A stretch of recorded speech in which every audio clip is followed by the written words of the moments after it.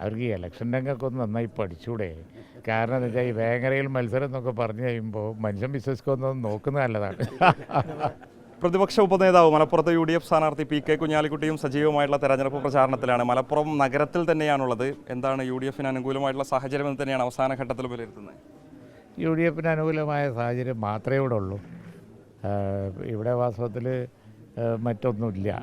വളരെ അധികം UDF അനുകൂല രാഷ്ട്രീയം മാത്രമാണ് മലപ്പുറത്തിൻ്റെ ഹൃദയഭാഗത്ത് ഉള്ളത്.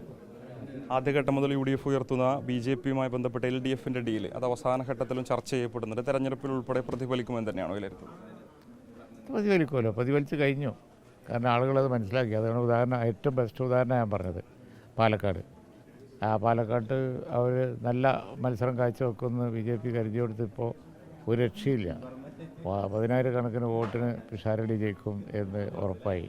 ഇന്നലെയൊക്കെ അവിടുത്തെ ആ രംഗം കാണുന്ന ആർക്കും മനസ്സിലാവും. അപ്പോൾ അതുകൊണ്ട് അത് പൊളിഞ്ഞിരിക്കുകയാണ്. CPM എല്ലാ കാലത്തും വിമർശിച്ചിരുന്ന STP ഇത്തവണ അവർ അനുകൂലിക്കുന്ന ഒരു കാഴ്ചയും രാഷ്ട്രീയ കേരളം കണ്ടു. എല്ലാ കാലത്തും അവർ വിമർശിച്ചിട്ടില്ല.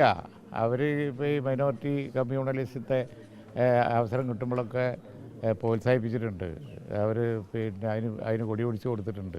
ഇപ്പോൾ ഞങ്ങളെ ഊന്നി പറയുന്നു എന്ന് മാത്രമേ ഉള്ളൂ. അപ്പോൾ ഞങ്ങൾ ഭൂരിപക്ഷ വർഗീയതയും ന്യൂനപക്ഷ വർഗീയതയും ഒരുപോലെ എതിർക്കുന്ന ഒരു നിലപാടാണ് എന്നും എടുത്തിട്ടുള്ളത്. അവസാന ഘട്ടത്തിൽ ലീഗിനെ കടന്നാക്രമിത് വിജയരാഘവൻ ഉൾപ്പെടെ പറഞ്ഞത് സ്ഥാപിത താല്പര്യങ്ങളുടെ സമ്പന്ന വർഗങ്ങളുടെ സമ്മർദ്ദങ്ങൾക്ക് UDF വഴങ്ങുന്ന മുസ്ലിം ലീഗിനെ പരോക്ഷമായിട്ട് വിമർശിക്കുന്നത് അതവരാണ്.